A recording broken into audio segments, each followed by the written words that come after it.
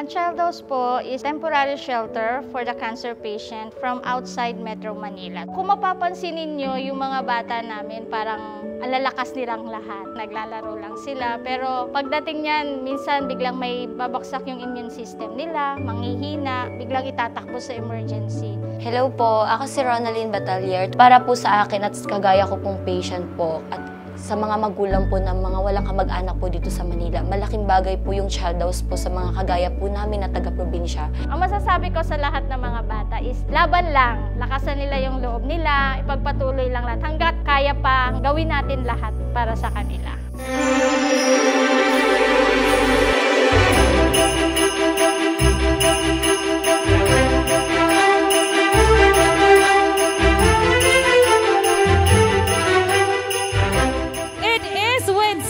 Joy for us to welcome the kids from the Child House, the Center for Health Improvement and Life Development House.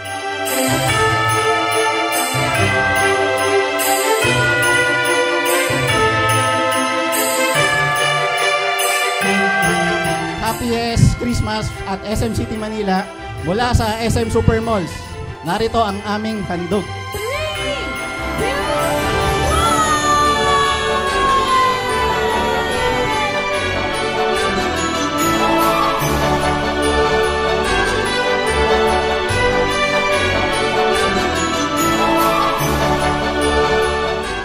Maraming salamat po sa lahat ng tulong niyo po sa amin.